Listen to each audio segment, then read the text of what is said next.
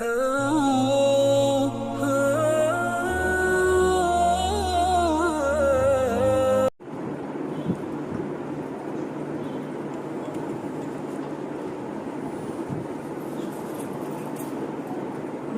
ونصلي على رسوله الكريم.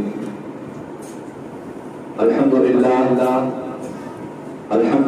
رب العالمين والعاقبة للمتقين، والصلاة والسلام على سيد الأنبياء والمرسلين وعلى آله وأصحابه الطيبين الطاهرين، أما بعد.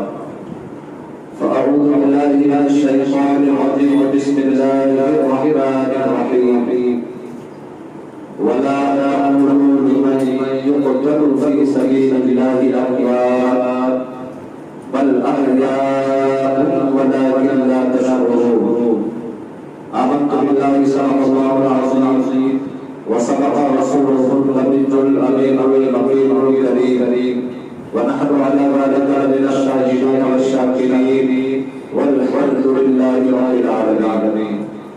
عقیدت محمد کے ساتھ ساری کائنات کے ماحول الجا دونوں عالم کے مالک و مختار حضور محمد مصطفیٰ محمد مصطفیٰ صلی اللہ علیہ وسلم کی بارگاہ میں درود و سلام گانے امید پیش کریں. پڑھے آواز بلند اللہم صلی علی سیدنا و شفیعنا مولانا محمد وسلم. صلاۃ و سلام علیک یا رسول اللہ صلی اللہ علیہ وسلم. حضرات گرامی، ذکر شہداء کربلا کا ایک تیسرا نشست ہے اور سنی اجمیری مسجد سے نشر کیا جانے والا آج یہ تیسرا بیان ہوگا. اللہ تعالیٰ کی بارگاہ میں دعا ہے کہ مولا کریم اپنے حبیب کے صدقے میں مجھے ہمیں اور آپ سب کو اہل بیت اطہار رضوان اللہ تعالیٰ علیہم اجمعین کی سچی محبت عطا فرمائے اور انہیں بھی محبت کے ساتھ اس دنیا سے موت کی رخصتی بھی نصیب عطا فرمائے. ہم اہل سنت والجماعت کا یہ عقیدہ ہے کہ جس کے موت کے وقت محبت اہل بیت ہے، اللہ تعالیٰ کے حبیب صلی اللہ علیہ وسلم کے حدیث کے مطابق وہ مومن ہو کر اس دنیا سے جائے. جس کے دل میں اہل بیت اللہ کی محبت ہے، مرنے والا اس دنیا سے مرے گا تو بخشا ہوا کرے. جس کے دل میں اہل بیت اطہار رضوان اللہ تعالیٰ علیہم اجمعین کی محبت ہے اور اسی محبت کے ساتھ اس دنیا سے گیا تو اللہ کے حبیب صلی اللہ علیہ وسلم سے ارشاد فرمایا مات علی السنت والجماعۃ، وہ اہل سنت والجماعت پر کرے. تو اسی مناسبت سے اور اسی امید سے ہم اہل بیت اطہار کا ذکر لے کر بیٹھے ہیں کہ ان کی ذکر کی برکت سے مولا ہمیں تمام پریشانیوں سے نجات عطا فرمائے. آئیے سلسلے کو آگے بڑھانے سے قبل چونکہ آج کے بیان میں مولا کائنات داماد خدا باب فضیلت العلم آپ کا تذکرہ ہونا انشاءاللہ تعالی. مولا کائنات خدا مولا علی رضی اللہ تعالی عنہ کے بارے میں میرے آقا جناب محمد رسول اللہ صلی اللہ علیہ وسلم سے ارشاد فرمایا کہ علی وہ ہے کہ جس کے نام سے ایمان والوں اور منافقوں کی پہچان ہے. صحابہ کرام کیا حضور منافقت کس دور سے ہو رہی ہے؟ آپ ہمارے درمیان موجود ہیں، آپ عالم کے راز بتانے والے ہیں. آپ نام لے کر بتاتے ہیں کہ فلاں مسجد سے نکل جائے، فلاں مسجد سے نکل جائے، فلاں مسجد سے نکل جائے. لیکن جس وقت ظاہرہ آپ ہمارے درمیان موجود نہ ہوں گے تو ہمیں کیسے پہچان ہوگی کہ مومن کون ہے اور منافق کون؟ تو میرے آقا نے فرمایا کہ جب کوئی مجلس ہوگی تو اس مجلس میں ابھی کا نام لے لینا جس کا چہرہ کھل اٹھے گا اس کا چہرہ مرجھا جائے گا سمجھ جانا ہوگا نافذ ہے. تو علی کے نام سے منافقت اور مومن کی پہچان ہے. تو آج علی کا ذکر ہونا ہے تو آپ کا چہرہ کھلا ہوا ہوگا,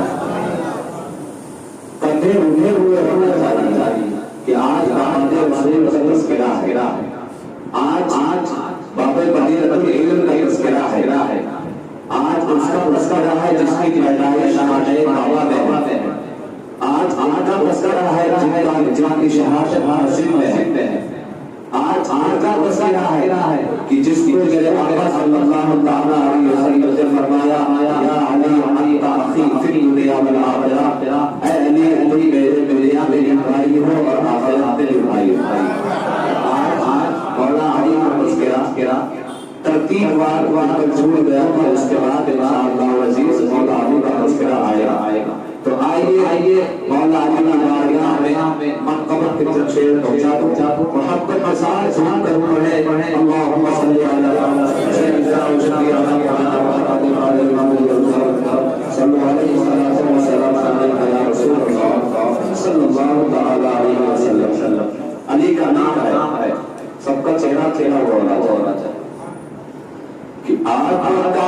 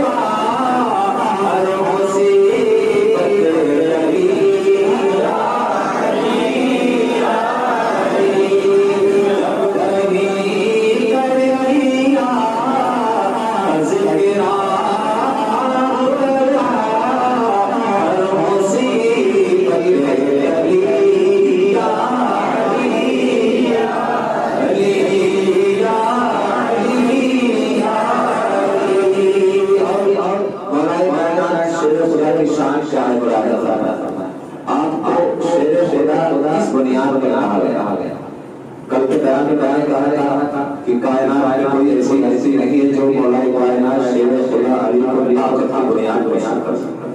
آپ کی طاقت کا عالم یہ تھا کہ آپ نے اپنے ایک بازو سے خیبر باغ کو اکھاڑ کر پھینک دیا, اور جب اسے اٹھانے کے لیے گئے تو جس باغ پر علی کے ایک ہاتھ نے اکھاڑا تھا اسے 40 لوگ مل کر نہیں اٹھایا.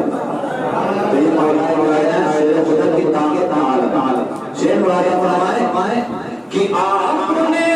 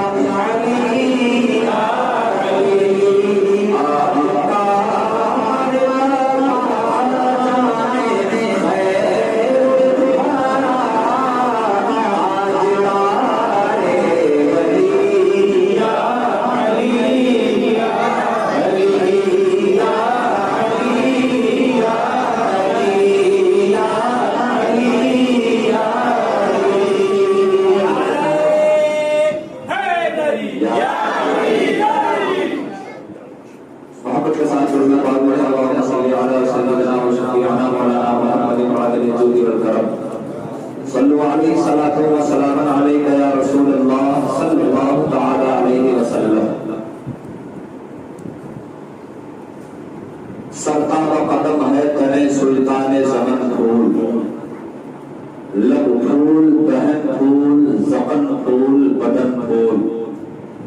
और वल्लाह जो मल जाए मेरे गुल का पसीना,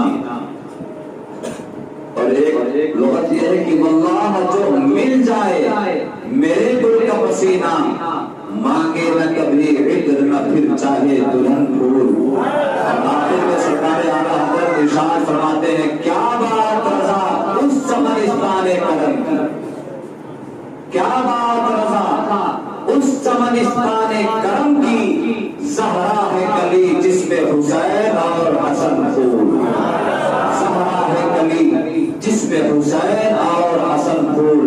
सरकार के आले मुबारका के बारे में सैयदी सरकार आला हज़रत ने खूब लिखा है, और जब लिखने पर आए तो आप फरमाते हैं, सुबह तैबा में हुई बनता है बाड़ा नूर का, सबका लेने नूर का आया है तारा नूर का।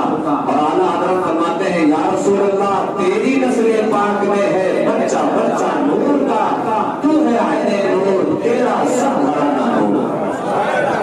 वक़ारे खून शहीदाने करबला की कसम, यजीद मोर्चा जीता है जंग हारा है, यजीद मोर्चा जीता है जंग हारा है।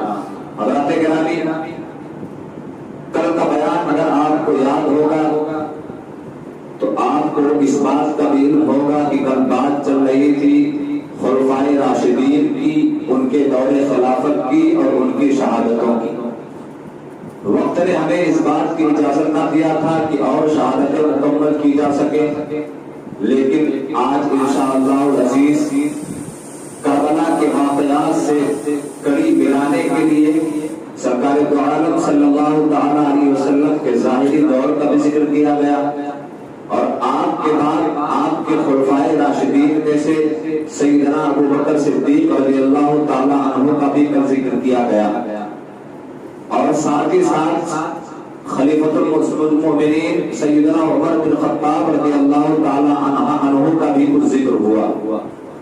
बात चल रही थी कि सरकार अबू बकर सिद्दीक रज़ियल्लाहु तआला अन्हु के विसाल के बाद हज़रत उमर बिन खत्ताब रज़ियल्लाहु तआला अन्हु खलीफा मुकर्रर हुए, और आपके खिलाफत का दौर इस्लाम का सबसे सुहाना दौर था।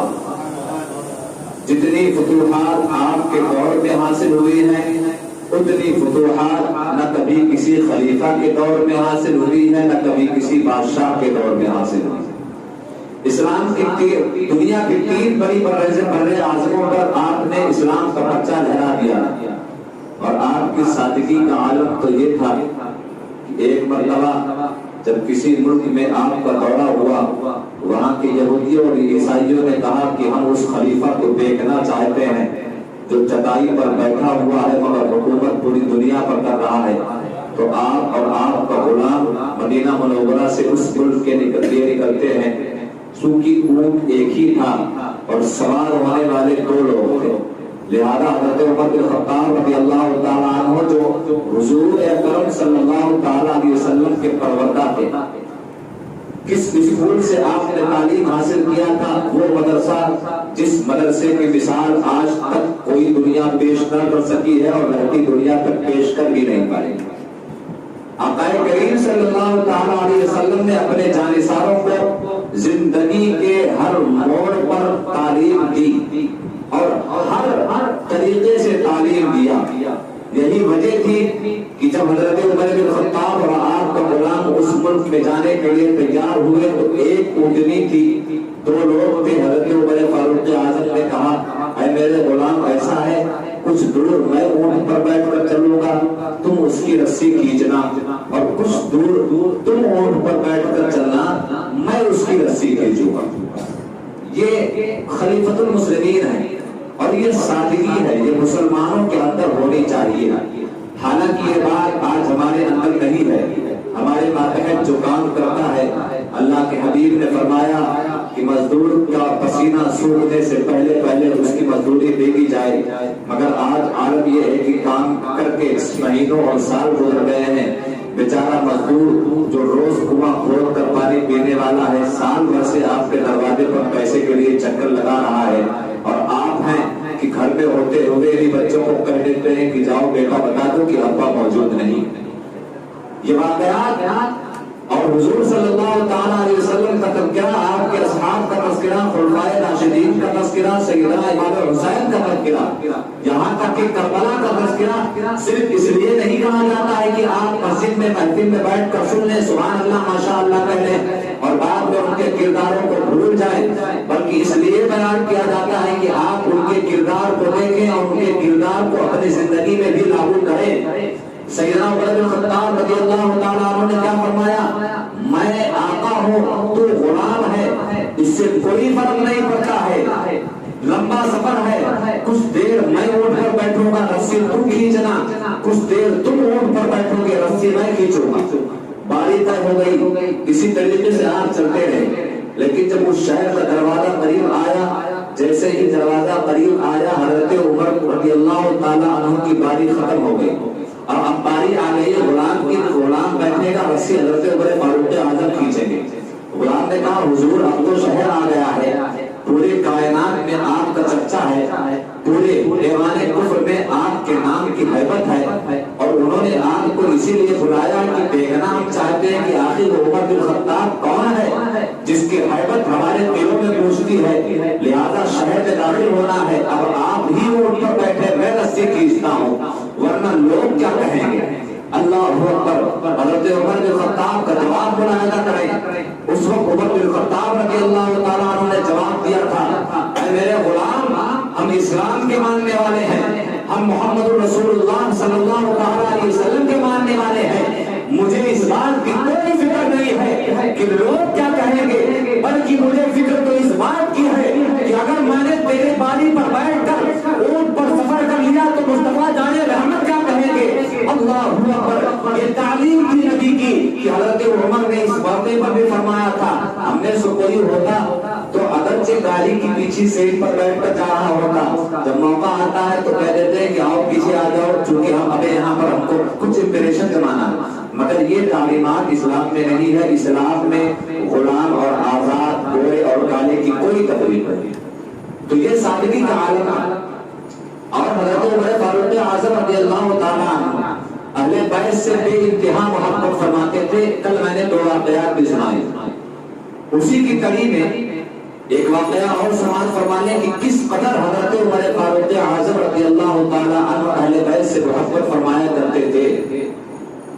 جو لوگ روافض ہیں وہ حضرت عمر فاروق اعظم اور حضرت صدیق اکبر کو لعن طاعت کرتے ہیں، وہ بھی سن لیں تاکہ وہ جان جائیں کہ عمر فاروق اعظم حضرت ابوبکر صدیق کے دل میں اہل بیت کے لیے بغض نہیں تھا بلکہ محبت تھی. ہوا جو کہ حضرت عمر فاروق اعظم نے 10 سال 6 مہینہ یا کچھ مہینہ تک آپ کا دور حکومت رہا، اور آپ کے دور حکومت میں بہت ساری جنگیں ہوئی جس کی بنیاد پر حضرت عمر فاروق اعظم بہت ہی زیادہ مصروف رہا کرتے تھے. ایک مرتبہ آپ جا رہے تھے، حسنین کریمین مل گئے، آپ نے ان کو سلام کیا اور کہا شہزادے کیا بات ہے کہ آپ لوگ ہم سے ملنے نہیں آتے. فرمایا شہزادے کیا بات ہے، آپ لوگ ہم سے ملنے کیوں نہیں آتے ہیں؟ تو حسنین کریمین نے کہا اے خلیفۃ المسلمین، ہم تو آپ کے پاس ملنے آتے ہیں، لیکن جب بھی ہم آتے ہیں تو آپ کسی نہ کسی اہم کام میں مصروف ہوتے ہیں، لہذا ہم واپس چلے جاتے ہیں. آپ فرماتے ہیں کہ ہم تو کئی مرتبہ اس بات کو بھی ہم نے دیکھا، حسنین کریمین فرماتے ہیں کئی مرتبہ ہم نے اس بات کو بھی دیکھا ہے کہ ہم جب پہنچتے آپ کے در دولت پر تو انتظار میں آپ کا بیٹا عبداللہ ابن عمر بھی کھڑا رہتا تھا. ہم نے سوچ لیا کہ جب ان کا بیٹا انتظار میں کھڑا ہے، انہیں ملنے کی فرصت نہیں ہے تو آپ ہم سے کیسے ملیں گے. اللہ اکبر. اتنا سننا تھا. حضرت عمر فاروق اعظم رضی اللہ تعالیٰ عنہ نے اپنے عمامے کو سر سے اتارا اور کہا حضور حسنین کریمین، میرے سر پر جو بال ہے بال یہ آپ کے اور آپ کے نانا کی دین ہے. یہ عزتیں اور یہ شرف جو مجھے ملا ہے وہ آپ کے اور آپ کے نانا کی دین ہے. وہ معاملہ کچھ اور ہے، وہ میرا بیٹا ہے. ان کی عظمت اور ہے، آپ کی عظمت اور ہے. آپ چاہے جب آئے ہم آپ سے ملے. اس قدر عزت کیا کر. ایک مرتبہ حضرت عبداللہ بن عمر اور حسنین کریمین مدینہ شریف کے کسی جگہ پر بیٹھے تھے. اور وہاں پر بات چل رہی تھی کہ ہم زیادہ عظمت والے ہیں، ہم زیادہ عظمت والے۔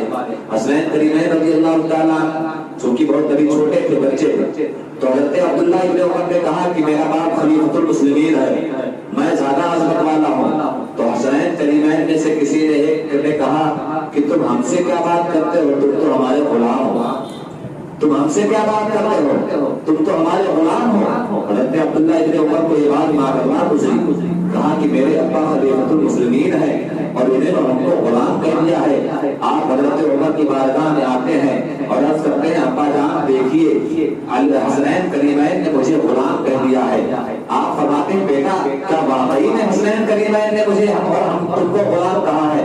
ہاں ہاں ابا جان واقعی میں انہوں نے ہمیں غلام کہا ہے۔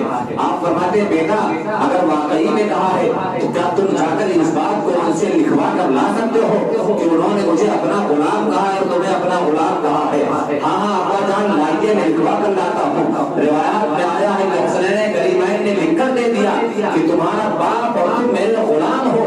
حضرت عمر فاروق اعظم کے بعد جب وہ لکھی ہوئی بات آئی تو آپ نے اپنے بیٹوں کو وصیت کر دیا کہ اے میرے بیٹوں جب میں اس دنیا سے جاؤں گا تو یہ چٹھی میرے کفن کے اندر رکھ دینا۔ خدا کی قسم جس میں لکھا ہوا ہے کہ اللہ کے محبوب کے گھر والوں نے ہمیں اپنے غلامی میں تصور کر لیا ہے، اور میں عمر اس بات کی ضمانت دیتا ہوں کہ جسے اہل بیت اپنے اہل بیت اپنا غلام کر دے وہ جنت کے حقدار ہوں گے۔ تو جس کی غلامی ملنے پر خلیفۃ المسلمین اتنا رشک کرتے ہیں، اور کون خلیفۃ المسلمین؟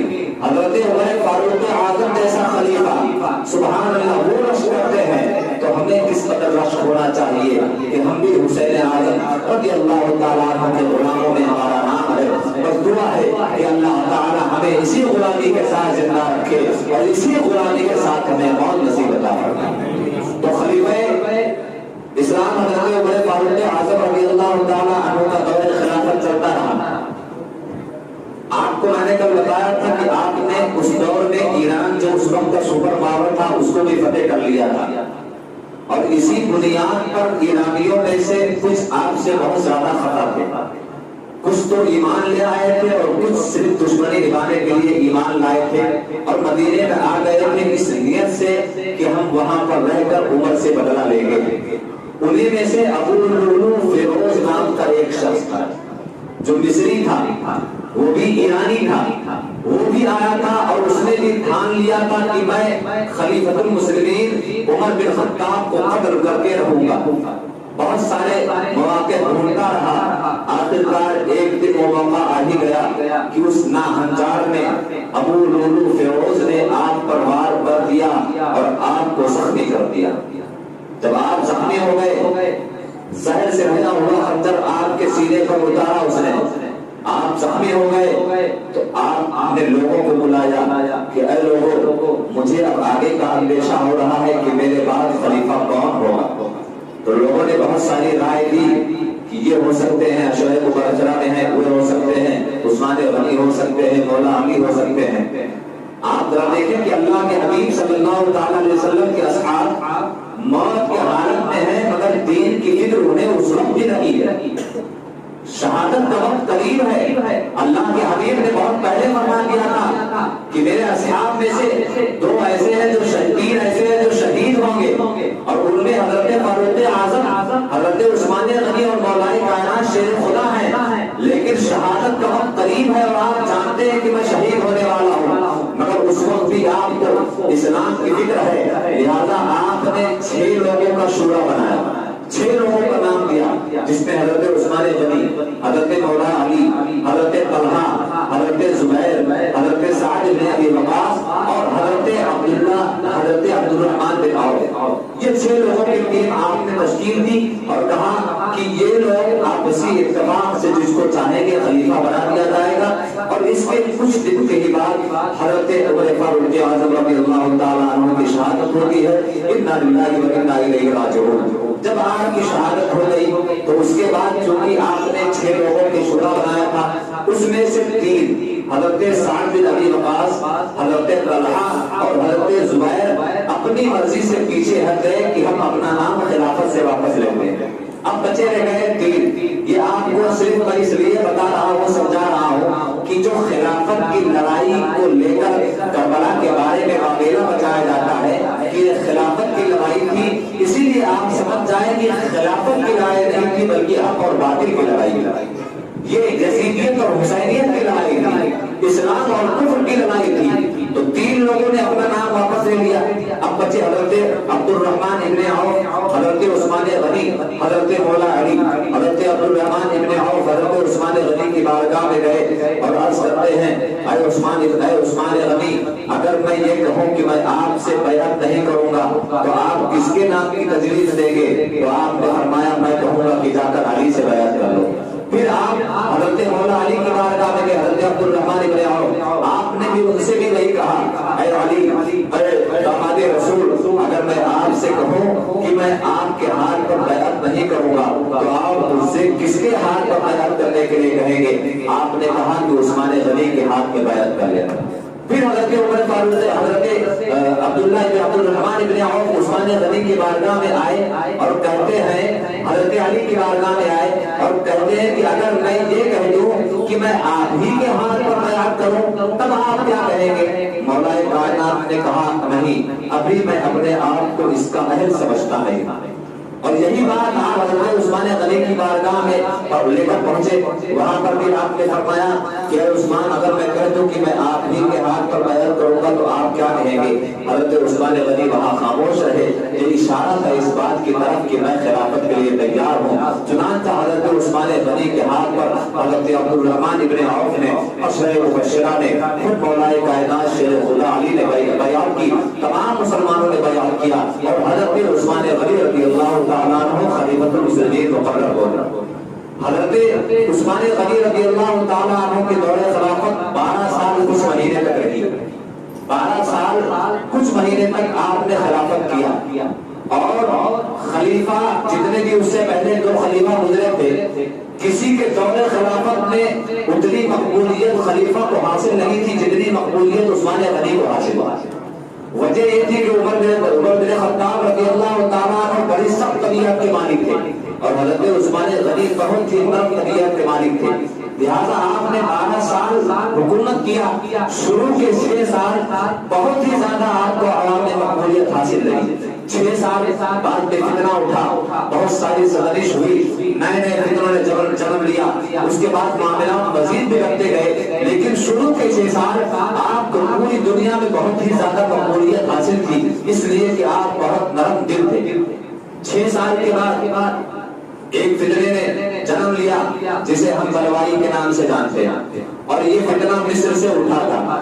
اس کی بہت ساری وجوہات تھی، اس کی اہم وجہ ایک یہ تھی کہ مصر کا گورنر اس وقت عبداللہ نامی ایک شخص تھا جو مسلمانوں پر ظلم کر رہا تھا، اور کئی روایات میں اس بات کا بھی تذکرہ آیا ہے کہ وہ شراب پینے لگا تھا اور یہاں تک کہ اس نے کئی صحابہ کرام کو بھی شہید کر دیا تھا۔ لہذا مصر سے ایک وفد خلیفۃ المسلمین حضرت عثمان غنی کی بارگاہ میں آتا ہے اور عرض کرتا ہے اے خلیفۃ المسلمین، عبداللہ جو مصر کا گورنر ہے وہ بہت ظلم کر رہا ہے، صحابہ کرام کو شہید کر رہا ہے، شراب پی رہا ہے۔ پورے مدینے میں اس بات کا چرچا ہو گیا، یہاں تک کہ ام المؤمنین حضرت عائشہ صدیقہ رضی اللہ تعالیٰ عنہا کی بارگاہ میں جب اس بات کی خبر پہنچی تو آپ نے حضرت عثمان غنی کی بارگاہ میں پیغام بھجوایا، اے عثمان آپ کیا کر رہے ہیں؟ ایسا آدمی مصر کا گورنر کیسے ہو سکتا ہے جو صحابہ کرام کو شہید کر رہا ہے؟ صحابہ کرام کے مارنے والوں کو مصر کا گورنر ہرگز نہ بنایا جائے، خبردار اسے فوراً معزول کر دیا جائے۔ لہذا حضرت عمر فاروق عثمان غنی نے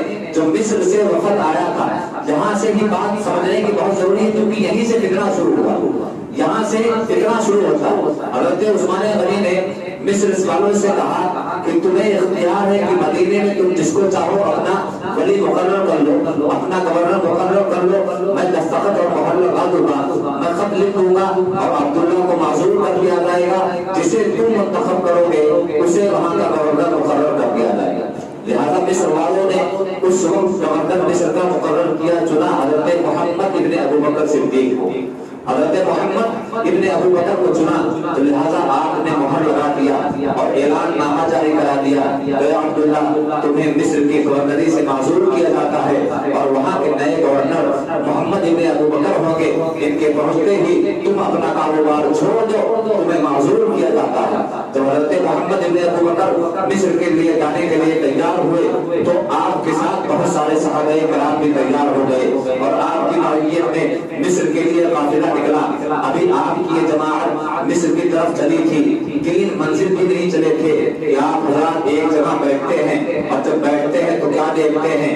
ایک حبشی غلام ایک اونٹنی پر سوار ہو کر بڑی تیزی کے ساتھ جا رہا ہے، لیکن جب وہ حضرات کے پاس پہنچا تو وہ غلام تھوڑا سا چونکا، حبشی غلام تھوڑا سا چونکا پھٹکا، لہذا ان کو شک ہوا کہ اتنی تیزی کے ساتھ جا رہا ہے، یا تو یہ بھاگا ہوا غلام ہے یا تو کسی کا قاصد، یا تو یہ بھاگا ہوا غلام ہے یا کسی کا قاصد ہے۔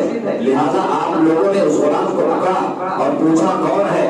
غلام نے گھبراہٹ میں جواب دیا کہ میں عثمان غنی کا غلام ہوں۔ پھر اس کے بعد کہتا ہے نہیں میں مروان کا غلام ہوں۔ جب بات پلٹتی دیکھی تو لوگوں کا شک اور بڑھ گیا، لہذا آپ نے اس کو روک لیا اور کہا کہاں جا رہے ہو؟ کہا میں قاصد ہوں۔ کس کے پاس جا رہے ہو؟ مصر کے گورنر عبداللہ کے پاس جا رہا ہوں۔ کیا لے کر جا رہے ہو؟ خط لے کر جا رہا ہوں۔ لاؤ خط مجھے دے دو۔ خط دینے سے انکار کر دیا، لیکن ان لوگوں نے زبردستی خط کو چھینا۔ ایک مشکیزے کے اندر، سوکھے مشکیزے کے اندر خط چھپا ہوا تھا۔ خط کو جب نکالا گیا تو خط کو جب پڑھا گیا تو نیچے حضرت عثمان غنی کی مہر لگی ہوئی تھی اور اس میں لکھا تھا میں عثمان غنی محمد ابن ابو بکر کو بھیج رہا ہوں، لہذا عبداللہ جیسے ہی یہ لوگ پہنچیں گے تم ان کو قتل کر دینا اور تم ہی گورنر رہنا۔ جب لوگوں نے اس خط کو پڑھا تو کہنے لگے کہ یہ عثمان کیا کر رہے ہیں؟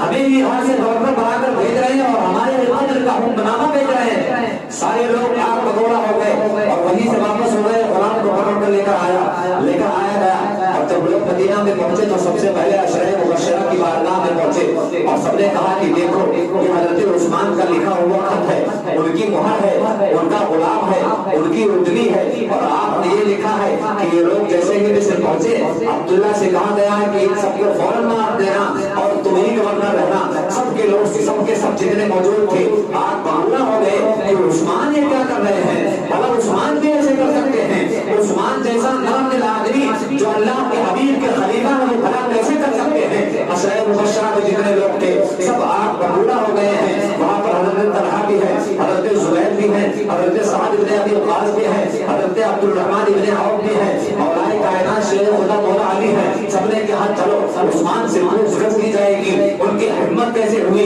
کہ آقا کے اصحاب کو قتل کرنے کا حکم نامہ جاری کیا ہے۔ لیکن حضرت مولا کائنات نے کہا رکو، پہلے جس کا معاملہ ہے اس سے دریافت کر لیا جائے۔ یہ ہے ایمان والوں کی شان۔ مولا کائنات نے کہا کہ جو صاحب معاملہ ہے پہلے چلو ان سے تو پوچھ لیا جائے۔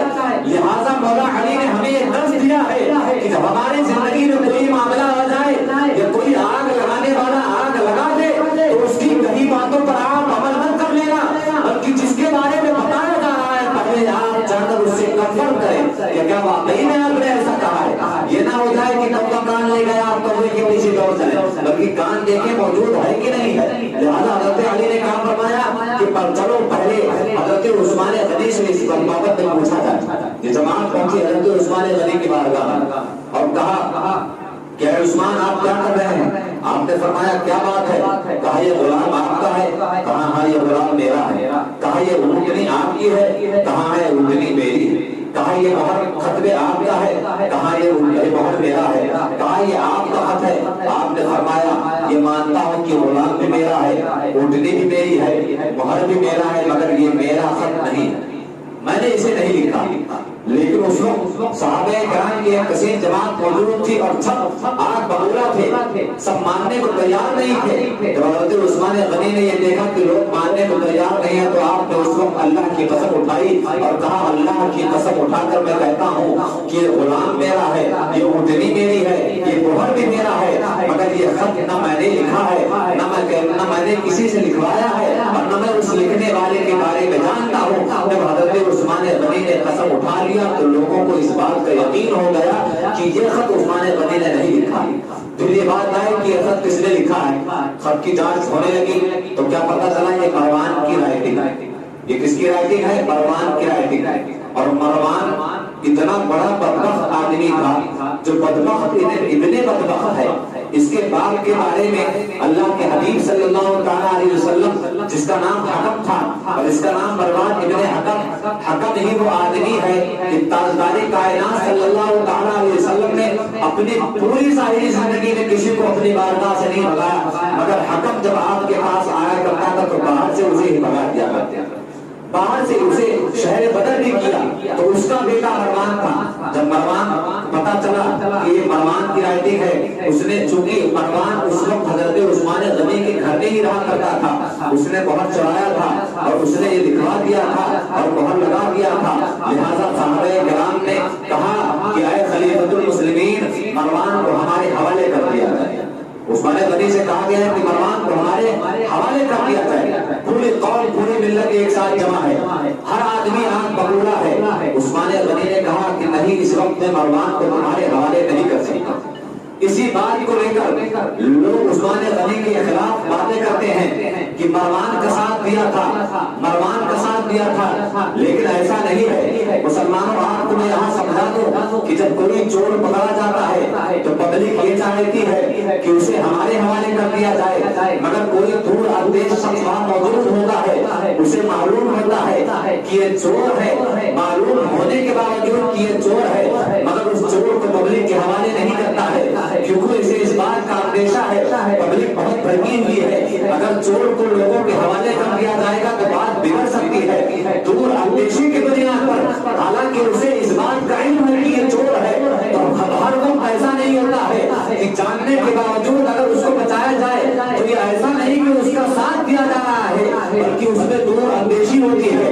اس وقت صحابہ کرام بگولا تھے اور فرمائش کر رہے تھے مروان کو ہمارے حوالے کر دیا جائے، لیکن عثمان غنی نے دور اندیشی کی بنیاد پر کہا کہ مروان کو میں آپ کے حوالے نہیں کر سکتا. اور وہ اس وقت صرف الزام تھا، اس بات کا پکا ثبوت نہیں تھا کہ مروان ہی نے لکھا ہے، کیونکہ ہینڈ رائٹنگ کی نقل بہت سارے لوگ کر سکتے ہیں، دستخط کی نقل ہوتی ہے تو ہو سکتا ہے کسی نے نقل کر لیا ہو، لہذا اس وقت وہ ملزم تھا، جرم ثابت نہیں ہوا تھا. حضرت عثمان غنی نے اس کو حوالے نہ کیا اور یہی سب سے بڑی وجہ بنی اختلاف. عبداللہ جو مصر کا گورنر تھا اس نے مصر سے چند لوگوں کو بھیجا جو مصر کے بدوائی تھے اور کہا کہ جاؤ خلیفۃ المسلمین عثمان غنی کو قتل کر دینا. اور مدینہ شریف میں ایک دوسرا عبداللہ نام کا شخص تھا جو یہودی تھا. پہلے بتا چکا کہ ایران فتح ہوا تھا، اس کے بعد کچھ لوگ مسلمان ہوئے تھے اور کچھ لوگ دکھاوے کے لیے مسلمان ہوئے. وہ یہودی بھی دکھانے کے لیے مسلمان ہو گیا تھا اور وہ پوری دنیا کا دورہ کرتا رہتا تھا. اس نے گھوم کر حضرت عثمان غنی کے خلاف لوگوں کو بھڑکایا، حاصل کرا نتیجہ یہ نکلا کہ عثمان غنی سے لوگوں کو بہت ساری نااتفاقی ہو گئی. اور ایک دن ایسا آیا کہ 3000 کا لشکر جرار مدینہ شریف میں نازل ہوا، جو بدوائیوں کا لشکر تھا وہ آ کر آپ کے قتل کے منصوبے بنانے لگا. آپ کو پہلے بہت ستایا گیا، آپ کو آپ کے گھر میں محاصرہ کر لیا گیا، محصور کر دیا گیا. 40 دن تک آپ کے گھر کا محاصرہ رہا. اس وقت آپ کے گھر میں پانی پینے کے لیے پانی بھی نہ تھا تو آپ نے مولا کائنات شیر خدا کے گھر یہ خبر پہنچائی کہ میرے گھر میں پینے کے لیے پانی ہی نہیں ہے، لہذا آپ پانی پہنچا دیں. اللہ اکبر، ذرا دیکھیں تو وقت کیسے کروٹیں بدلتا ہے. وہی عثمان جس نے مدینے والوں کے لیے پینے کے پانی کے لیے کنواں خرید کر دے دیا تھا، آج اسی عثمان کے گھر میں پینے کے لیے پانی نہیں ہے. حضرت مولا کائنات شیر خدا نے اپنے دونوں شہزادے حسنین کریمین کے ہاتھوں سے 3 بار وہ مشکلہ بھیجایا اور کہا کہ شہزادوں لے جاؤ، عثمان گھر کے گھر پر دے دینا، چونکہ گھر کا محاصرہ کر لیا گیا ہے، لوگ ان کے قتل پر آمادہ ہو گئے ہیں. آپ دروازے پر دربانی کرنا اور تب تک ہٹنا نہیں کہ جب تک کوئی خالد خواہ نتیجہ نہ نکل آئے. حضرت زبیر حضرت طلحہ نے بھی اپنے صاحبزادگان کو بھیجا، لیکن جب یہ محاصرہ بڑھتا رہا اب بڑی ہنگامہ آرائی ہوئی، بہت ہنگامہ آرائی ہو رہی تھی. ہر طرف شور رہتا تھا، اور اس وقت چونکہ حج کے ایام تھے، اکثر صحابہ کرام حج کے لیے کعبۃ اللہ چلے گئے تھے، اچھا موقع جان کر بدوائی لوگ مدینے میں آئے تھے، لہذا جب لوگوں نے دیکھا کہ دروازے پر شہزادگان علی ہمیشہ موجود رہتے ہیں، ہم دروازے سے نہیں جا سکتے ہیں، لہذا بدمائیوں میں سے 2 شخص تیار ہوئے اور انہوں نے گھر کے پیچھے کے دروازے سے چھت سے چھلانگ لگا کر آپ کے گھر میں آ جاتے ہیں اور آپ کو معاذ اللہ رب العالمین شہید کر دیا جاتا ہے۔ حضرت عثمان غنی رضی اللہ تعالیٰ عنہ کو جب نیزہ مارا جاتا ہے تو اس وقت آپ کی بیوی حضرت نائلہ بھی وہاں موجود تھی، آپ کو شہید کر دیا جاتا ہے، شور بجتا ہے، دروازہ کھولا جاتا ہے تو کیا دیکھا جاتا ہے؟ حضرت عثمان غنی شہید کر دیے گئے ہیں، آپ کو بچانے کے لیے کوششیں کی جاتی ہے، حضرت عبداللہ ابن عمر آتے ہیں کہ آپ خلیفۃ المسلمین ہیں، آپ ہمیں اس بات کی اجازت دے دیں تاکہ ہم ان لوگوں سے لڑیں اور آپ کے قتل کی جو سازش کی گئی ہے اس کا خاتمہ کیا جائے، لیکن حضرت عثمان غنی نے فرمایا کہ نہیں، اللہ کے حبیب نے فرمایا تھا عثمان ایک دن تم شہید کر دیے جاؤ گے، میرے شہادت کا وقت آ گیا ہے، لہذا اب میں یہ نہیں چاہتا ہوں اگر تم لڑو گے تب بھی میں شہید کیا جاؤں گا، اگر نہیں لڑو گے تب بھی میں شہید کیا جاؤں گا، مجھے ہر حال میں شہید ہونا ہے، کیونکہ زبان مصطفیٰ سے بات نکل چکی ہے اور جو بات زبان مصطفیٰ سے نکل جاتی ہے وہ بات ہو کے رہتی ہے، کیونکہ نبی اپنے زبان سے کچھ نہیں بولتا ہے، قرآن کے فرمان کے مطابق وما ينطق عن الهوى ان هو الا وحی یوحی، نبی اپنے خواہشات سے کچھ نہیں بولتا ہے، جب بھی بولتے ہیں تو اللہ کی طرف سے وحی ہوتی ہے، اللہ کے حبیب نے فرمان دیا تھا عثمان تم شہید کیے جاؤ گے، لہذا میری شہادت کا وقت قریب آ گیا ہے، کوئی لڑائی اور کوئی جد و جہاد میں نہیں چاہیے۔ نعرے تکبیر، نعرے رسالت، نعرے شہید اعظم، علماء اہل سنت، نعرے تکبیر۔ حضرت عثمان غنی رضی اللہ تعالیٰ عنہ کی شہادت کے بعد چونکہ بلوائیوں کا فتنہ بہت بڑھ چکا تھا اور بہت ہی سوزش ہو رہی تھی، ہر طرف فتنہ ہی فتنہ تھا، ایسے ماحول میں لوگوں نے آپ کے بارگاہ میں حضرت مولا علی کی بارگاہ میں آ کر صحابہ کرام کی جماعت نے عرض کی کہ اے علی، اس وقت صحابہ کرام نے سب سے بہتر آپ ہی ہیں جو خلیفۃ المسلمین بن سکے، تو آپ نے اس وقت منع کر دیا، لیکن جب لوگوں کا اصرار پڑا تو آپ نے خلیفہ بننے کے لیے تیار ہو گئے اور آپ کے دستے حق پرست پر تمام عشرہ مبشرہ نے اور تمام صحابہ کرام نے بیعت کیا، اس میں حضرت عبد الرحمن ابن عوف اور دیگر اجل صحابہ کرام، اس میں حضرت ابن معاویہ رضی اللہ تعالیٰ عنہ بھی تھے، سب نے بیعت کی، لیکن چونکہ اس وقت بلوائیوں کا فتنہ حضرت عثمان غنی چونکہ شہید کر دیے گئے تھے تو لوگوں کا مطالبہ بڑا زور پکڑ رہا تھا، حضرت مولا علی کی بارگاہ میں لوگ آتے اور یہ مطالبہ کر رہے تھے کہ ہمیں عثمان کے قاتل کو ہمارے حوالے کیا جائے تاکہ ہم ان سے قصاص لیا جا سکے۔ حضرت ابوبکر سے حضرت علی کی بارگاہ میں لوگوں کا یہی مطالبہ تھا، آپ نے فرمایا کہ ٹھیک ہے، جب حضرت عثمان غنی کو شہید کیا گیا تھا تو اس وقت صرف وہاں پر آپ کی بیوی حضرت نائلہ موجود تھی، ان کو بلایا جائے، اگر وہ اس بات کی نشاندہی کر دیتی ہے کہ فلاں قاتل تھا تو اسے اسلام کے قانون کے تحت سزا دیا جائے گا۔ حضرت نائلہ کو بلایا گیا، آپ سے پوچھا گیا کہ آپ ہمیں اس بات کی خبر دیں کہ حضرت عثمان غنی کو شہید کس نے کیا ہے۔ آپ نے فرمایا میں اس وقت وہاں موجود تھی، لیکن چونکہ جو قاتل تھے وہ مصر سے آئے تھے لہذا میں انہیں صورت سے نہیں پہچانتی، میں صورت سے انہیں نہیں پہچانتی، ہاں اتنا جانتے ہوں کہ اس وقت وہاں محمد بن ابو بکر بھی موجود تھے جنہوں نے پہلے بڑھ کر حضرت عثمان غنی کے داڑھی کو پکڑا تھا اور ایک تماچا بھی مارا تھا۔ حضرت محمد ابن ابو بکر کو بلایا گیا تو آپ نے سے پوچھا گیا ہے محمد ابن ابو بکر تمہاری ہمت کیسے ہوئی کہ تم نے نبی کے خلیفہ اور صحابی رسول عثمان کے گریبان اور داڑھی کو پکڑا تھا۔ حضرت محمد بن ابو بکر فرماتے ہیں مجھے اس بات پر بہت ندامت ہے کہ میں نے کیسے حضرت عثمان غنی کے چہرے کے پر تماچا مارا، کیسے ان کی داڑھی پر مارا۔ جب سے یہ واقعہ ہوا ہے میں بہت ہی نادم ہوں اور اللہ کی بارگاہ میں توبہ کرتا رہتا ہوں، لہذا ان کا معاملہ دفع ہو گیا۔ لوگ اس بات پر اڑے ہوئے تھے کہ قاتلان عثمان سے بدلہ لیا جائے اور حضرت مولا علی کا مطالبہ یہ تھا کہ قاتل کی شناخت ہو جائے تو قاتل پہلے ہو۔ اب یہاں پر دو گروہ بنے، ایک گروہ یہ بنا کہ قاتلان عثمان کو سزا دیا جائے. حضرت علی کا موقف یہ تھا کہ قاتل کی شناخت ہو جائے گی، میں قاتل آپ کو دے دوں. اب ان میں حضرت طلحہ اور حضرت زبیر یہ الگ جماعت ہو گئی، ان کے ساتھ صحابہ کرام کی ایک الگ جماعت ہو گئی، اور ان کے درمیان ایک جنگ ہوئی جسے جنگ جمل کہا جاتا ہے. حضرت زبیر اور حضرت طلحہ کے ساتھ بہت سارے صحابہ ہزاروں کی تعداد میں ادھر بھی لشکر تھے ادھر بھی لشکر تھے. دونوں صحابہ کرام کی دونوں گروہوں کے درمیان جنگ ہوئی. حالانکہ اس جنگ میں حضرت مولا کائنات حق پر تھے، اور اس کی وجہ یہ ہے کہ صحابہ کرام نے جیسے حضرت طلحہ اور حضرت زبیر نے جب یہ بات بتائی گئی کہ آقا نے فرمایا تھا کہ میرے بعد مسلمانوں کے دو گروہوں میں لڑائی ہوگی اور دونوں گروہ جب آپس میں لڑیں گے تو اس میں علی حق پر ہوں گے، کیونکہ آقا کی حدیث ہے علی مع الحق، علی حق کے ساتھ ہے اور حق علی کے ساتھ ہے. جہاں جہاں علی جائیں گے حق وہی وہی جائے گا.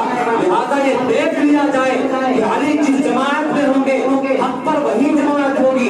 جب حضرت طلحہ حضرت زبیر نے ان باتوں کو سنا تو اس جنگ سے بھی اپنے قدم کو کھینچ لیا، مگر چونکہ اس جنگ میں بہت سارے خارجی بھی تھے، خوارج بھی تھے، لہذا خارجیوں میں سے ایک نے نعرہ لگایا کہ وہ دیکھو طلحہ بھاگ رہے ہیں. طلحہ کو حضرت طلحہ کو تیر مار کر خارجیوں نے شہید کر دیا، حضرت زبیر کو بھی شہید کر دیا گیا. لہذا یہ جنگ ختم ہوئی اور اس جنگ میں حضرت مولا کائنات شیر خدا مولا علی آپ پر تھے. اس کے بعد مولا کائنات شیر خدا کی خلافت میں 3 جنگیں ہوئی.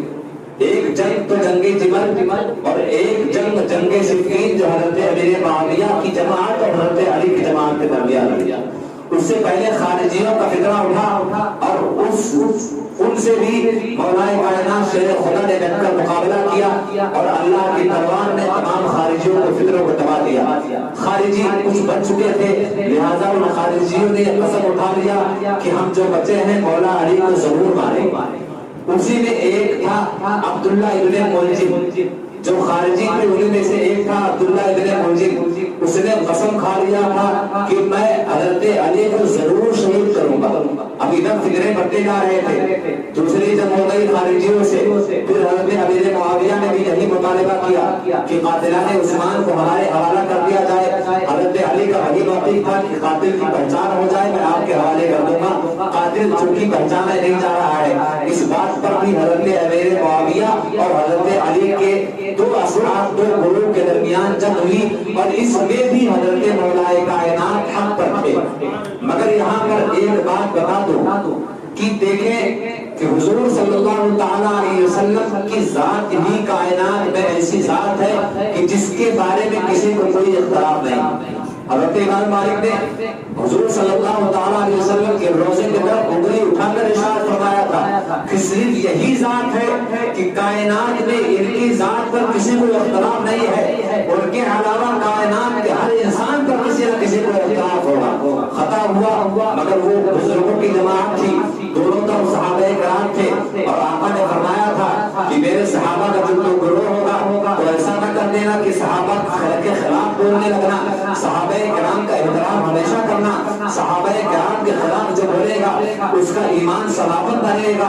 ایک طرف حضرت علی کی جماعت تھی اور ایک طرف صحابہ رسول اور کاتب وحی حضرت امیر معاویہ کی جماعت تھی. مطالبہ آپ کو میں نے بتا دیا تھا. ایک کا مطالبہ تھا کہ قاتلان عثمان کو حوالے کیا جائے. حضرت علی کا موقف تھا جب قاتل کی پہچان ہی نہیں ہے تو کس بات پر اس کو حوالے کیا جائے. لہٰذا یہ جنگ بھی ہوئی، بہت سارے صحابہ کرام اس میں شہید بھی ہوئے. جنگ کا خاتمہ ہوا اور ان اختلافات کی بنیاد پر مولا کائنات شیر خدا مولا علی نے اپنا دارالحکومت مدینہ سے الگ کر کے کوفہ میں بنا. آپ نے اپنا دارالحکومت یہ بہت لمبا واقعہ ہے جو کبھی کسی موقع پر انشاءاللہ جب خاص حضرت علی کا بیان ہوگا تو بیان کیا جائے گا. چونکہ ابھی ہمیں کربلا سے کلیاں ملانی ہے، اس لیے حصول برکت کے لیے معاملات بتاتے چل رہے ہیں. مولا کائنات شیر خدا مولا علی نے کربلا کوفہ کو اپنا دارالخلافہ بنایا، دارالحکومت بنایا اور وہاں پر مقیم ہو گئی. مولا کائنات شیر خدا مولا علی کرم اللہ تعالیٰ وجہہ کریم کی شان کیا شان ہے کہ اللہ کے حبیب صلی اللہ تعالیٰ علیہ وسلم نے ارشاد فرمایا ہے. کچھ لوگ کہتے ہیں کہ رافضی مولا علی کی شان بیان کرتے ہیں، میں کہتا ہوں کہ آج میں امام عشق و محبت کی کتاب سے علی کی شان بیان کرنے جا رہا ہوں. مولا کائنات کی شان خود ہمارے امام احمد رضا نے اپنی کتاب میں بیان فرمائی ہے. اور آپ فرماتے ہیں کہ اللہ کے حبیب صلی اللہ تعالیٰ علیہ وسلم نے ارشاد فرمایا ہے, اور اس حدیث کی سند روایت جو ہے وہ صحیح روایتوں سے جا کر ملتی ہے, کوئی اس کا انکار بھی نہیں کر سکتا ہے. حضرت جلال الدین سیوطی, حضرت امام مالک, حضرت حسن بصری, ان تمام بزرگان دین کے انہوں نے اس حدیث کو روایت کیا ہے. آپ فرماتے ہیں, سرکار اعلیٰ حضرت فرماتے کہ علی وہ ہے جو جنت اور جہنم کا بانٹنے والا ہے. علی کون ہے؟ علی وہ ہے جو جنت اور جہنم کا بانٹنے والا ہے. اللہ اکبر. حدیث مصطفیٰ پر قربان جائیں اور علی کی عظمت پر قربان جائیں, نثار ہو جائیں کہ علی کیا ہے. کچھ لوگ جو علی سے عداوت رکھتے ہیں اور کہتے ہیں کہ ہمیں جنت لینا ہے تو علی سے ہی لینا ہے, ہم علی کے پاس نہیں جائیں گے جنت لینے, ہم جہنم میں جانا گوارا ہے. تو اللہ اکبر, علی کی عظمت اور شان پر قربان جائے, جنت کے لیے تو علی کے پاس ہی جانا ہے. تو اگر تم بغض علی میں علی کے پاس جانا نہیں چاہتے ہو, تو اگر تمہیں جہنم بھی چاہیے تب بھی علی کے پاس ہی جانا پڑے گا. جہنم لینے کے لیے بھی علی کے پاس جانا پڑے گا. علی سے کون بچائے گا؟ کوئی نہیں بچ پایا گا. جو علی کا مخالف ہے اسے بھی علی کی ضرورت پڑے گی, اور جو علی کے محبوب ہیں الحمدللہ انہیں تو علی کی ضرورت ہی ضرورت ہے. حضرت علی کی شان میں صحابہ کرام کی اتنی احادیث ہے. میری معلومات کے مطابق, میری کم علمی جو علم ہو ایک طالب علم کی حیثیت ہو, میری معلومات کے مطابق صحابہ کرام سے پوچھا گیا کہ یا ایھا الذین آمنوا سے کتنے مراد ہیں, کون مراد ہیں, اور کیا قرآن پاک میں کتنی مرتبہ اہل بیت اور علی کا ذکر آیا. صحابہ کرام نے سوال کیا گیا کتنی مرتبہ قرآن پاک میں علی کا ذکر آیا ہے اور کتنی مرتبہ اہل بیت کا ذکر آیا ہے. تمام صحابہ کرام سے پوچھا جانے لگا, سب نے اپنے اپنے مطابق جواب دیا. جب جماعت صحابہ علی کی بارگاہ میں پہنچی تو حضرت علی سے پوچھا گیا ہے علی آپ ہی بتا دیں, کیونکہ آپ چادر تطہیر کے اندر رہنے والے ہیں, آپ پنجتن پاک میں سے ایک ہیں, آپ داماد رسول ہیں, آپ باب مدینۃ العلم ہیں, آپ وہ ہیں جن کی پیدائش خانہ کعبہ میں ہوئی ہے. آپ کی شان وہ ہے کہ اللہ کے حبیب نے آپ کو دنیا میں بھی بھائی کہا ہے اور آخرت میں بھی بھائی کہا ہے. آپ ہی بتا دیں کہ آپ کا تذکرہ قرآن پاک میں کتنی مرتبہ آیا. تو حضرت علی نے فرمایا تھا کہ اے لوگوں, پورے قرآن میں جہاں جہاں یا ایھا الذین آمنوا آیا تقریباً 300 کچھ مرتبہ یا ایھا الذین آمنوا یا اس سے زیادہ مرتبہ آیا. آپ نے فرمایا کہ پورے قرآن میں جہاں جہاں یا ایھا الذین آمنوا آیا ہے, یہ لفظ جہاں آمنوا کا لفظ آیا ہے, اے صحابہ کی جماعت تمہیں اس بات پر گواہ ہو جانا کہ جہاں جہاں آمنوا کا لفظ آیا ہے ان ایمان والوں میں سب سے پہلا میں علی مراد ہوں. ان ایمان والوں میں سب سے پہلا میں علی مراد ہوں. تو علی کی شان وہ شان ہے. اللہ اکبر. حضرت علی کی شان بیان کی جائے اگر 7 راتیں کم پڑ جائیں گی, محرم کا تفصیل کم پڑ جائے گا, کئی مہینے لگ جائیں گے, پھر بھی ہم جیسے کم علم آپ کی شان کو ہم بیان نہیں کر سکتے ہیں. اگر عظمت صحابہ, عظمت اہل بیت اور عظمت علی پر احادیث کو چھانا جائے تو میری معلومات کے مطابق صحیح روایات اور غیر صحیح روایات کو ملا کر 6000 سے زیادہ احادیث حضرت علی کی فضیلت کے بارے میں, 6000 سے زیادہ احادیث مبارکہ حضرت علی اور اہل بیت کی فضیلت میں وارد ہے. اور ان میں سب سے زیادہ جو احادیث راوی ہیں حضرت علی کی فضیلت کے بارے میں وہ حضرت ابوبکر صدیق اور حضرت عمر فاروق سے مروی ہے.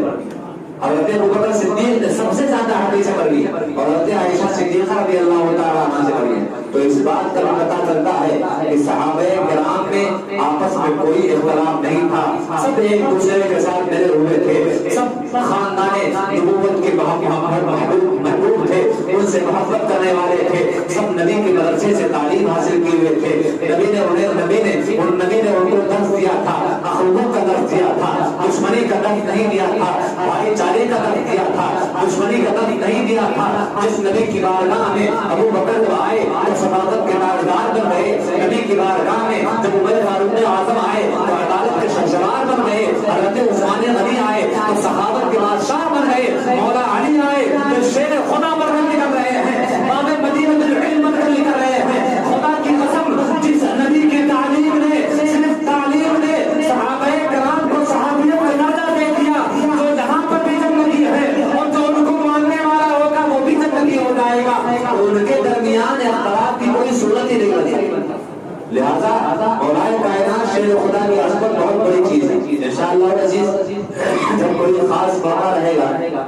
تو اس پر اس بیان کیا جائے گا. بات یہاں پر چل رہی ہے کہ خارجیوں میں سے کچھ لوگ نے پہلے ہی ٹھان لیا تھا کہ مولا کائنات کو ہم قتل کریں.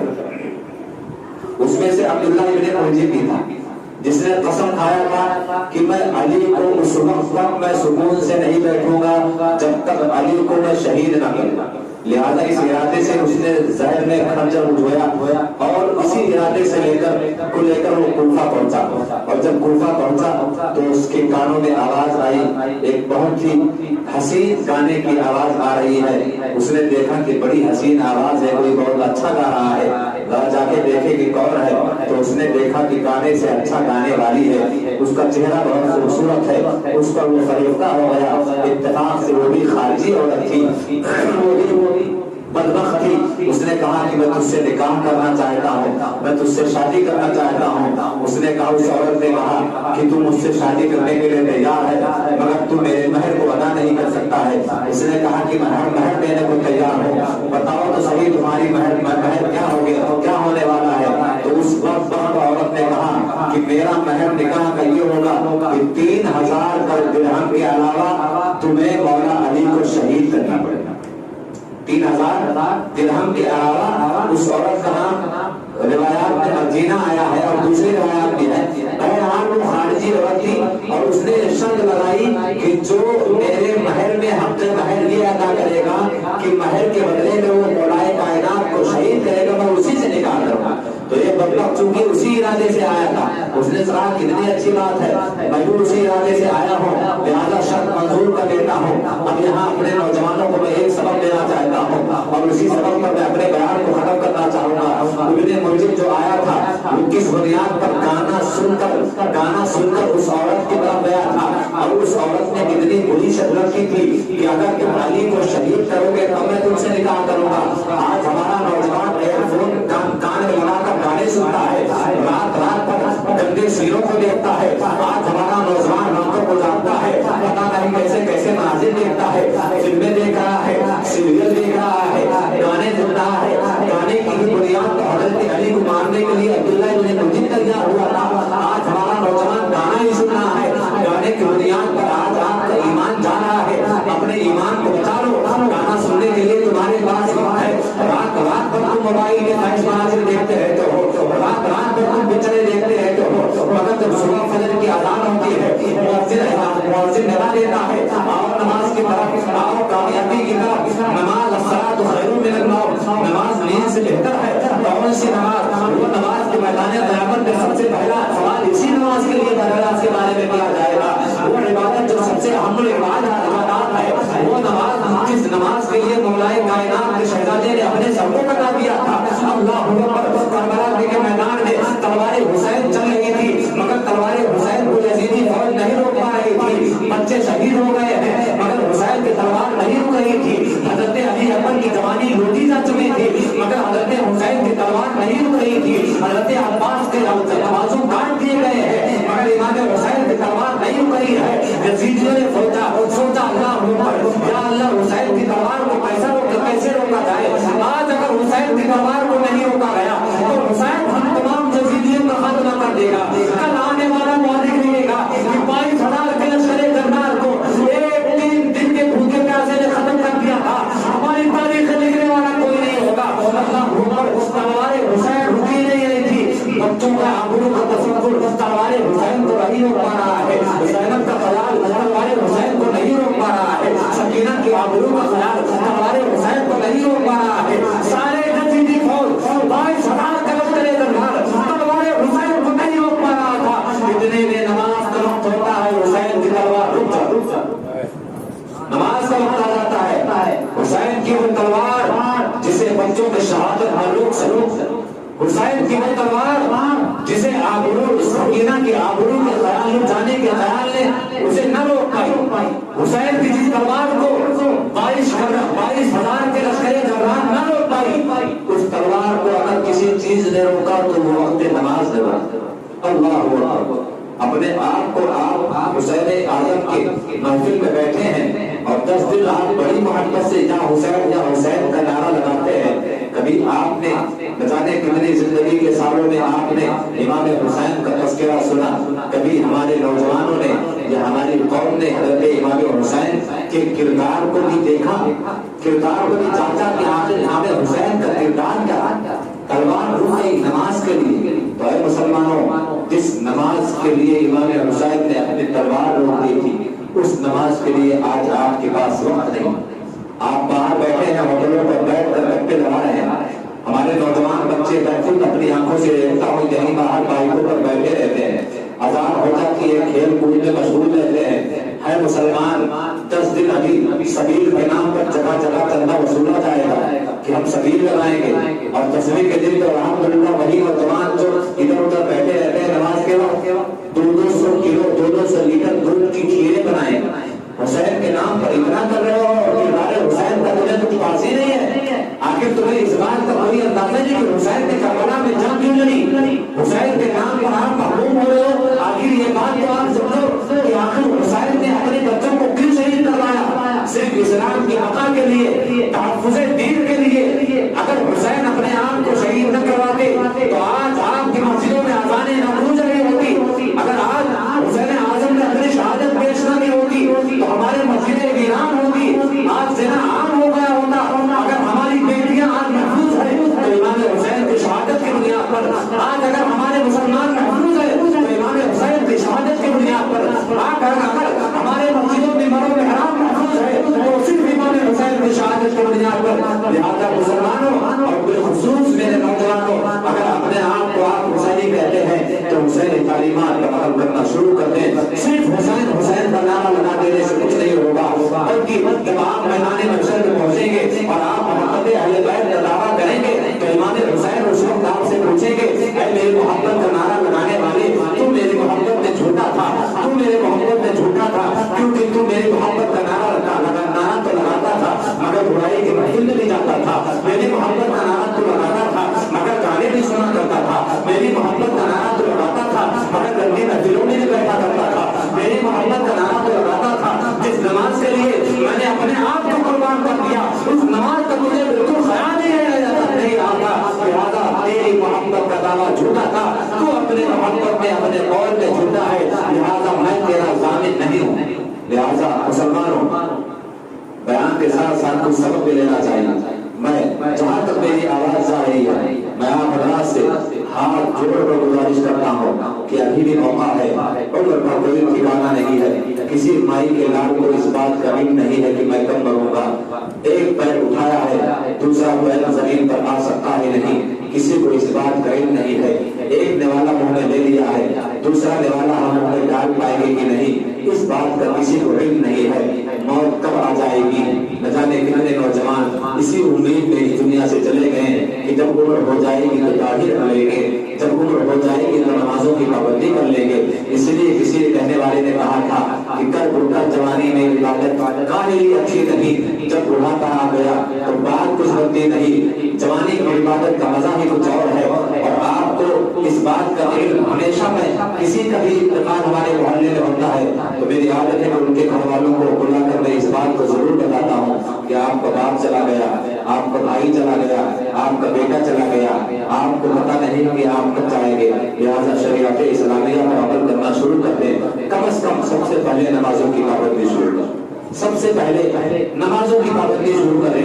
اگر مسلمان نمازوں کا پابند ہو جائے تو قوم جو غیر قومیں ہیں وہ خود کہتی ہیں کہ اگر مسلمان جس طرح جمعہ میں آتا ہے اسی طرح اگر فجر میں آنا شروع کر دے تو پوری دنیا جاگ جائے گی کہ اب آپ خبردار ہو جاؤ مسلمان جاگ گیا۔ جس طرح جمعہ کے لیے آپ لوگ پڑھتے ہیں اسی تعداد کے ساتھ اگر فجر میں آنا شروع کر دیں خدا کی قسم پوری دنیا کی باقی طاقتیں آپ کے سامنے گھٹنے ٹیکنے پر مجبور ہو جائیں گی۔ آپ حضرات سے گزارش ہے کہ اللہ کے رسول کے واسطے، اللہ کے پیارے نواسے امام حسین کے واسطے سب سے پہلے آپ نمازوں کی پابندی شروع کریں۔ نمازوں کے جب پابند ہو جائیں گے اور سچے دل سے جب نماز پڑھیں گے تو نماز کی ایک برکت یہ بھی ہے کہ نماز برائیوں سے بھی روک دیتی ہے۔ لہٰذا میں اس امید کے ساتھ اپنے بیان کو ختم کرتا ہوں کہ اللہ تعالیٰ جو کچھ میں نے بیان کیا ہے سب سے پہلے مجھے اس پر عمل کرنے کی توفیق عطا فرمائے، اس کے بعد آپ تمام حضرات کو، تمام سامعین و سامعات کو ان تمام باتوں پر عمل کرنے کی توفیق عطا فرمائے۔ الحمد للہ رب العالمین، السلام علیکم۔